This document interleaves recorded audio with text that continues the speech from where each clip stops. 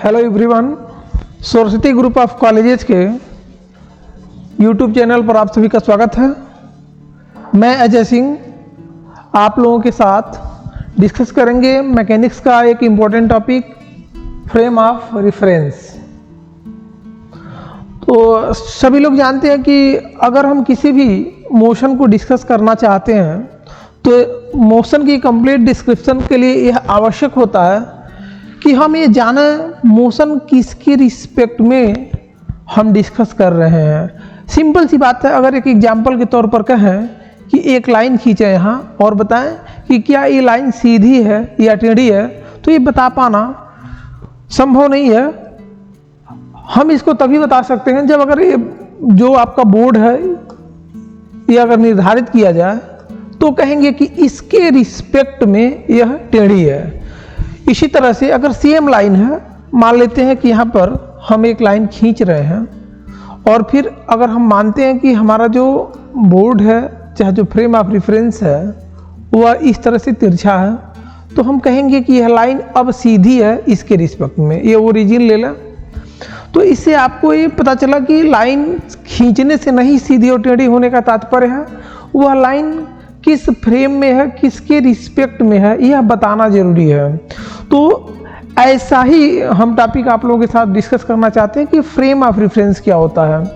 Same to same अगर यही line ऐसे खींचें और अगर यह जो फ्रेम निर्धारित किया जाए तो इसके रिस्पेक्ट में लाइन सीधी हो जाएगी, लेकिन यह लाइन क्या है, टेढ़ी है। अदरवाइज यही तिरछी लाइन यहाँ पर है और यहाँ पर भी तिरछी लाइन है, लेकिन इस फ्रेम के रिस्पेक्ट में इस लाइन को सीधी मानेंगे। इसके पैरेलल है, अगर मान लेते हैं वाई एक्सिस है और एक्स एक्सिस है तो वाई एक्सिस के क्या है, पैरेलल लाइन है, सो यह लाइन सीधी कही जाएगी। अदरवाइज वैसे रैंडम खींचेंगे तो यह निर्धारित करना संभव नहीं होगा कि यह सीधी है अथवा ये झुकी हुई है। तो फ्रेम ऑफ रेफरेंस को फिजिक्स की भाषा में हम कैसे समझते हैं, आइए देखते हैं इसका डिफिनीशन। अगर किसी भी बॉडी अथवा सिस्टम के मोशन को डिस्क्राइब करना है, to describe the motion of a body we should know essentially with respect to, हमें आवश्यक रूप से यह जानना होगा कि किसके रिस्पेक्ट में। We should essentially know with respect to that the motion has been measured, हमारा कोई भी मोशन है वह किसके रिस्पेक्ट में मेजर किया जा रहा है। हम इसको अब सिंपली ऐसे कह सकते हैं, अगर हम मान लें किसी सिस्टम को अथवा किसी रिजिड बॉडी को जो किसी कोऑर्डिनेट सिस्टम से क्या हो, अटैच हो। हम मान लेते हैं कि कार्टेशियन कोऑर्डिनेट सिस्टम है और वह 2 डायमेंशनल कोऑर्डिनेट सिस्टम है, यहाँ एक्स वाई और यहाँ ओरिजिन ले लेते हैं। तब अगर हम यहाँ पर कोई बॉडी लें इस पॉइंट पी पर, तो हम कह सकते हैं कि यह बॉडी अगर यहाँ से मोशन कर रहा है तो एक्स एक्सिस से इतने डिस्टेंस पे आगे बढ़ा, वाई एक्सिस से यह समथिंग डिस्टेंस ट्रेवल किया।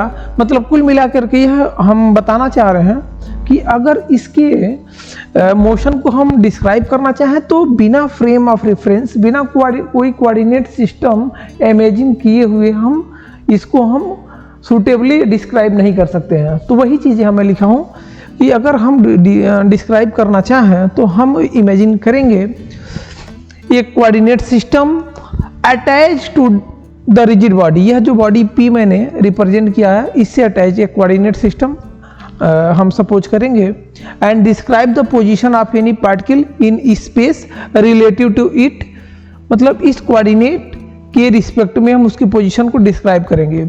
इसी तरह का coordinate system, such A coordinate system is called frame of reference. ऐसा ही कोऑर्डिनेट सिस्टम जिसके रिस्पेक्ट में हम किसी मोशन को अथवा किसी बॉडी की पोजीशन को हम निर्धारित करते हैं वही आपका फ्रेम ऑफ रेफरेंस कहलाता है। अब इसी बात को एकदम अगर कम शब्दों में कहें, इन जनरल कहें, तो frame of reference is a system, frame of reference is a system relative to which the motion of any object is described. एक ऐसा सिस्टम जिसके रिलेटिव में किसी ऑब्जेक्ट के मोशन को हम क्या करते हैं, डिस्क्राइब करते हैं। फिर यहाँ बात आती है कि हम क्लासिकल मैकेनिक्स में देखते हैं कि फ्रेम ऑफ रेफरेंस को दो टाइप्स में डिवाइड किया गया है। फ्रेम ऑफ रेफरेंस, आप जानते हो पहला जो आपका होता है इनर्शियल फ्रेम, बोर्ड पे लिखा हुआ है इनर्शियल फ्रेम, एंड जो सेकेंड टाइप है उसको कहते हैं नॉन इनर्शियल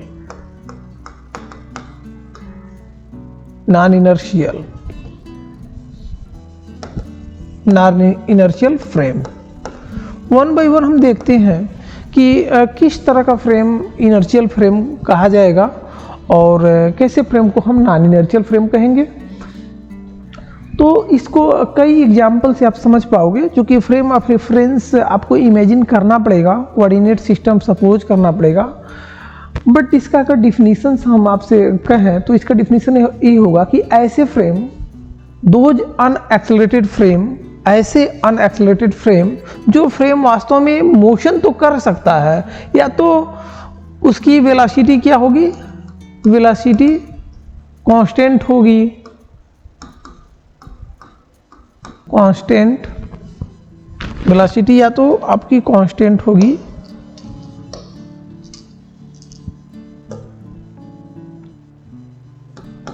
वेलोसिटी कांस्टेंट होगी, या फिर वेलोसिटी जीरो है, मोशन ना करे। दोनों केस में यह क्या होगा, अनएक्सेलरेटेड होगा फ्रेम। अगर कोई फ्रेम है जो अनएक्सेलरेटेड है, in which Newton's first and second law hold, जिसमें न्यूटन के प्रथम और द्वितीय नियम क्या हो, होल्ड करते हो, ऐसे फ्रेम ऑफ रेफरेंस को हम इनर्शियल फ्रेम कहते हैं। ऐसे फ्रेम को क्या कहते हैं, इनर्शियल फ्रेम कहते हैं। न्यूटन्स फर्स्ट लॉ आप जानते हैं कि लॉ ऑफ इनर्शिया होता है, law of inertia, law of inertia. और जो सेकेंड लॉ होता है जिसको हम rate of change of momentum के रूप में जानते हैं, F equal to rate of change of momentum, and finally that formula is arise F equal to ma। तो ये द्वितीय लॉ होता है। अगर ये दोनों लॉ होल्ड करते हो तो ऐसे फ्रेम्स को हम कहेंगे inertial frame of reference. Inertial frame of reference को हम गैलीलियन फ्रेम ऑफ रेफरेंस भी कहते हैं, क्योंकि लॉ ऑफ इनर्शिया होल्ड करता है इसमें, और लॉ ऑफ इनर्शिया को सबसे पहले गैलीलियन के द्वारा दिया गया है, इसलिए हम इस फ्रेम को गैलीलियन फ्रेम ऑफ रेफरेंस भी कहते हैं। आपको मैं बताऊं कि अनएक्सेलरेटेड फ्रेम का मतलब क्या हुआ। मतलब यह है कि अगर हम जैसे इस रूम में अगर हम हैं, चाहे आप जहाँ भी बैठे हैं, सपोज करें कि वह रूम स्टेशनरी है, लगभग सबका रूम रेस्ट में होगा, स्टेशनरी है, उसमें कोई भी चीज़ अगर कोई बॉल लुढ़काएं अथवा आप किसी बॉल को कैच करें, तो उन हर सिचुएशंस में न्यूटन्स के ये दोनों लॉ क्या करेंगे, होल्ड करेंगे। अगर बॉल आपका रेस्ट में है तो वो रेस्ट में रहेगा, अगर वो गतिशील है तो गतिशील ही वो रहना चाहेगा। ये अलग बात है कि फ्रिक्शन अथवा अन्य किसी चीज़ के चलते अगर उस पर एक्सटर्नल फोर्स काम कर रहा तो रुक जाए, लेकिन इनर्शिया के चलते वो क्या है, अगर मोशन में है तो मोशन में जाना चाहेगा। तो अगर स्टेशनरी रूम है तो फिर ये सारे लॉ वहाँ क्या होंगे, होल्ड करेंगे, दोनों लॉ आपका होल्ड करेगा। ऐसे फ्रेम क्या होंगे, इनर्शियल फ्रेम होंगे।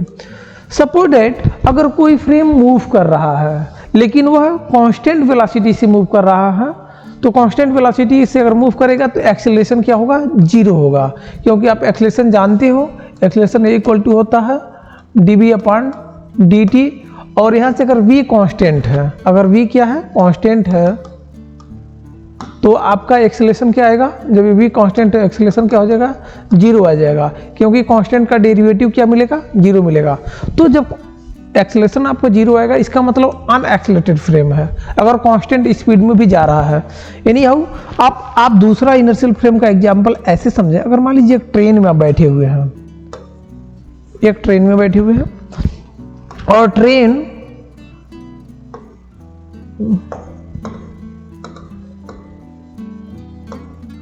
किसी कांस्टेंट स्पीड से क्या कर रही है, ये मोशन कर रही है, जा रही है, आगे ट्रेवल कर रही है। इसमें अगर कोई पैसेंजर बैठा हुआ है तो उस पर कोई भी जर्किंग फोर्स नहीं लगेगा। अगर वहां पर भी वो है अपने हाथ में एक बाल को क्या कर रहा है, उछाल रहा है, तो वैसे ही महसूस करेगा जैसे वह किसी रुके हुए फ्रेम में, चाहे रुके हुए प्लेस में, अपने रूम में अगर किसी बाल को खेलता है। अगर वह ट्रेन क्या है, कांस्टेंट स्पीड से है, मतलब 0 एक्सेलरेशन पर है, तब और उस समय अगर वह कोई चीज लुढ़काता है, सामने फेंकता है तो सामने जाएगा, अगर उधर से कोई व्यक्ति फेंकता है तो आप उसकी तरफ उल्टा, मतलब वो मूव करेगा। मीन्स ये हुआ कि उस बॉडी पर कोई भी एडिशनल फोर्स फ्रेम के चलते नहीं लगेगा। और उस केस में भी ये जो इनसाइड द ट्रेन है, केबिन, 0 एक्सेलरेशन पर वह इनर्शियल फ्रेम की तरह बिहेव करेगा। एक दूसरी कंडीशन है जो अगले मैं पीपीटी के पेज पर डिस्कस कर रहा हूँ, बट उसका क्लू मैं यहीं बता रहा हूँ। अगर मान लो ट्रेन में अचानक ब्रेक लग जाए, जब ट्रेन में ब्रेक लगेगा तो देखोगे कि आप पीछे की तरफ आप पर एक फोर्स लगेगा, आगे की तरफ अगर ब्रेक लगेगा तो फोर्स लगेगा आगे की तरफ। और अगर अचानक से ट्रेन अथवा बस जिसमें भी बैठो एक्सेलरेट हो जाए तो एक्सेलरेट होगा तो आप पीछे की तरफ आप पर फोर्स लगेगा, पीछे मुड़ोगे, पीछे की तरफ झुक जाएंगे। कई बार बस वगैरह में अगर आप ट्रेवल करेंगे देखेंगे कि अचानक से बस अगर मूव करें तो पीछे की तरफ एक जर्किंग फोर्स लगेगा। यह फोर्स पता है, यह फोर्स जो आप जिस फ्रेम में बैठे हैं वह फ्रेम एक्सेलरेट हो रहा है, एक ही समथिंग वैल्यू आ रही है, एक्सेलरेट हो रहा है, यहाँ से इतना एक्सेलरेट हो रहा है, तब वो फोर्स लग रहा है, आप अपने आप से नहीं लगा रहे हैं। उसी केस में आप सपोज करें कि अगर यहाँ एक बॉल रखे हैं, फुटबॉल रखे हैं, अचानक से ट्रेन में ब्रेक लग रही है, फुटबॉल पर कोई भी फोर्स नहीं लगाएंगे, तभी ये फुटबॉल लुढ़कते हुए थोड़ा सा आगे बढ़ जाएगा। अब ये फोर्स फुटबॉल पर लगा कहाँ से? ये फोर्स लगा, ट्रेन जब ब्रेक लिया है तो ये जिस फ्रेम में है, जब इसमें कोई एक्सेलरेशन नहीं था, ये इक्वल टू 0 था, अनएक्सेलरेटेड था, तो इस पर कोई फोर्स नहीं लग रहा था। ऐसे ही फुटबॉल रुका हुआ था, लेकिन जो ही ब्रेक लिया है इस पर फोर्स लगा है। तो जब भी ब्रेक लिया है तो यह एक्सेलरेट हुआ है। एक्सेलरेट मतलब इसमें निगेटिव त्वरण आया है, रुकना चालू हुआ, जिसको हिंदी में हम मंदन कहते हैं। और उस केस में जब अनएक्सेलरेट होगा तो इस पर न्यूटन्स के लॉ होल्ड नहीं करेंगे। ये दोनों लॉ ऑफ इनर्शिया और ये Newton's law F equal to m में नहीं होल्ड करेगा, क्योंकि यहाँ पर एक एडिशनल फोर्स, आपका स्यूडो फोर्स काम करना चालू कर देगा। इस फोर्स के अतिरिक्त स्यूडो फोर्स भी काम करेगा, और जो रेस्ट में है वो रेस्ट में ना रह करके गतिशील हो जाएगा। इस पर थोड़ा सा फोर्स लगेगा। अगर आप भी रेस्ट में बैठे हो तो आप पर भी थोड़ा सा फोर्स लगेगा, जिस दिशा में ट्रेन जा रही है उसके उल्टे दिशा में। तो ये दोनों फोर्स कहाँ से आए? ये दोनों फोर्स फ्रेम के चलते आए। ये इनर्शियल फ्रेम में नहीं, नॉन इनर्शियल फ्रेम में ऐसा होता है जब एक्सेलरेट होते हैं। तो कुल मेरे कहने का मतलब यह है कि इनर्शियल फ्रेम ऐसा फ्रेम है जिसमें न्यूटन्स के लॉ होल्ड करते हो, Newton's first and second law. और उस केस में अगर कोई फ्रेम रेस्ट में है तब भी उसको हम क्या कहेंगे? इनर्शियल कहेंगे। अथवा अगर वो मूव कर रहा है तो कांस्टेंट वेलोसिटी से मूव करेगा, तब उसको हम कहेंगे कि यह इनर्शियल है। अगला हम देखते हैं कि नॉन इनर्शियल फ्रेम क्या होता है और कैसे इनर्शियल फ्रेम से वह अलग है। तो बहुत ही सिंपल सा डिफिनीशन है। अगर हम डिफिनीशन की बात करें कि नॉन इनर्शियल फ्रेम वे फ्रेम होते हैं जिसमें न्यूटन्स का लॉ क्या होता है? होल्ड नहीं करता है। लॉ ऑफ इनर्शिया क्या हो? होल्ड ना करे। ऐसे फ्रेम को हम कहते हैं non inertial frame of reference. सभी प्रकार के एक्सेलरेटेड और रोटेटिंग फ्रेम्स जो होते हैं वह नॉन इनर्शियल फ्रेम होते हैं। सभी प्रकार के accelerated and rotating frames are non inertial frames. थोड़ा सा इसको एग्जांपल से देखते हैं। क्यों इनर्शिया का जो लॉ है, लॉ ऑफ इनर्शिया, नहीं होल्ड करेगा। और एक्सेलरेटेड फ्रेम अथवा रोटेटिंग फ्रेम में ऐसे कौन से फोर्स हैं जिनके चलते लॉ ऑफ इनर्शिया अथवा F इक्वल टू m में यह एग्जैक्टली होल्ड नहीं करता है। तो मैं आपको बता दूं, अगर मान लीजिए आप ऐसे फ्रेम में हैं जो कांस्टेंट वेलोसिटी से मूव कर रहा है, तब तो वो आपका इनर्शियल हो जाएगा, इनर्शियल, और उसमें लॉ ऑफ इनर्शिया होल्ड करेगा। लेकिन अगर यह एक्सेलरेट होने लगे, मान लीजिए अगर आप कार में बैठे हैं और कार वेलोसिटी अचीव कर रहा है, तो देखोगे यहाँ पर आपको पीछे की तरफ एक फोर्स लगेगा। आप मतलब सीट में के तरफ आप झुक जाएंगे, तो आप तो कोई फोर्स नहीं लगाए, लेकिन आप पर पीछे की तरफ एक फोर्स लगा। ये जो पीछे की तरफ फोर्स लगा, इसके चलते जो यह फोर्स है आपका F इक्वल टू m में, अगर आप रेस्ट में हैं तो यहाँ F की वैल्यू 0 है, रेस्ट में है।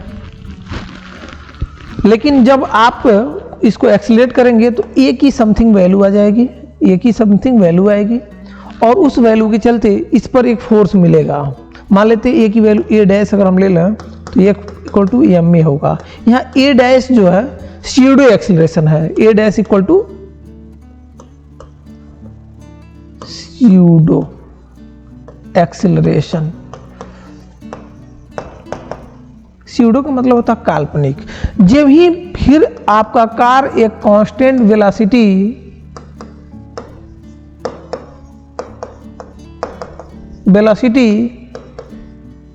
अचीव कर लेगा, आप पर पीछे की तरफ फोर्स लगना बंद हो जाएगा। ये फोर्स जो है, जो बैक साइड में आपको लग रहा है, जब ही कांस्टेंट वेलोसिटी अचीव करेगा वो लगना बंद हो जाएगा। तो ये जो स्यूडो एक्सीलरेशन है, यह फ्रेम के चलते आया है, और एक काल्पनिक है, कुछ क्षण के लिए आया है। एक ऐसा है फ्रेम के चलते आया है और यह काल्पनिक है, इसीलिए इसको कहते हैं स्यूडो अथवा फिक्टिटियस बोलते हैं हम। तो आपको non inertial frame of reference में लॉ ऑफ इनर्शिया होल्ड नहीं करेगा। आप कोई भी फोर्स नहीं लगाए हैं, फिर भी आप पर पीछे एक फोर्स लगा है। दूसरी चीज, जो फोर्स लगा है उस फोर्स का नाम स्यूडो फोर्स है, क्योंकि स्यूडो एक्सेलरेशन के चलते लगा हुआ, इसलिए इस फोर्स का नाम क्या है? स्यूडो फोर्स है। इसी तरह से मैंने कहा है कि रोटेटिंग फ्रेम भी क्या होता है? नॉन इनर्शियल फ्रेम होता है। कैसे नॉन इनर्शियल होगा? मान लीजिए आप किसी बस में यात्रा कर रहे हैं और यहाँ पर जा रहे हैं, आराम से आपने बैठा, सीधे लीनियर बस जा रही है, लेकिन अचानक कहीं आपका टर्न हो। अब जब टर्न होगा तो आपका रोटेट कर रहा है, बॉडी क्या कर रहा है? रोटेट कर रहा है। सेम स्पीड से भी जाए, अगर वेलोसिटी यहाँ भी वही है जो यहाँ रोटेट करते समय है, मान लीजिए यहाँ पर जो वेलोसिटी है km पर आवर्स है, यहाँ पर भी, तो क्या इस केस में जब रोटेट करेगा आपके ऊपर कोई काल्पनिक बल काम करेगा जो आप लगाना नहीं चाहते फिर भी लगेगा? हाँ, बिल्कुल लगेगा। बाहर की तरफ, इस पर फ्रेम के चलते बाहर की तरफ आप एक जर्किंग फोर्स लगेगा। वह जो फोर्स लगता है वह स्यूडो फोर्स कहलाता है। आप पर एक झटका लगेगा, आप जिधर आप मुड़ेंगे इसके अपोजिट साइड में बाहर की तरफ एक फोर्स लगेगा, यह फोर्स कहलाता है स्यूडो फोर्स। स्यूडो फोर्स लगता है। सेंट्रीपेटल और सेंट्रीफ्यूगल फोर्स, जो ये दोनों फोर्स होते हैं, वह क्या कहलाते हैं? स्यूडो फोर्स के ही पार्ट हैं। एक आपका अभिकेंद्री बल केंद्र की ओर लगता है, और अपकेंद्री बल जो केंद्र से बाहर की ओर लगता है। यह जब कोई भी बॉडी रोटेट करेगा तभी लगेगा। तो रोटेटिंग फ्रेम भी क्या होते हैं? वह नॉन इनर्शियल फ्रेम ही कहलाते हैं। नॉन इनर्शियल फ्रेम होता है क्योंकि वहाँ पर स्यूडो फोर्स अपीयर्स होता है। तो ऐसे फ्रेम जिसमें Newton first and second law क्या हो, होल्ड ना करें, और जहाँ पर स्यूडो फोर्स क्या हो, अपीयर्स हो, ऐसे फ्रेम को हम क्या कहते हैं? नॉन इनर्शियल फ्रेम कहते हैं। आई होप कि आपको ये दोनों बातें समझ में आई होगी। एक बार वीडियो को फिर से जब देखें तो उसको रिपीट करके देख लें। अब हम नॉन इनर्शियल फ्रेम का एक special case rotating frame of reference discuss करेंगे। तो अगले टॉपिक में हम लोग देखेंगे कि रोटेटिंग फ्रेम ऑफ रेफरेंस क्या होता है। आप अपने एग्जाम के पॉइंट ऑफ व्यू से अगर इसके लिए नोट बनाना चाहते हैं तो पीपीटी के इन्हीं पेज से आप अपने नोट को तैयार कर लें। यह एक परफेक्ट नोट भी आपके लिए है, क्योंकि यह यूनिवर्सिटी एग्ज़ाम के पॉइंट ऑफ व्यू से इस वीडियो को बनाया जा रहा है, तो आपके लिए काफ़ी यूजफुल होगा। इस वीडियो को देखें और चैनल को सब्सक्राइब करें। Thank you.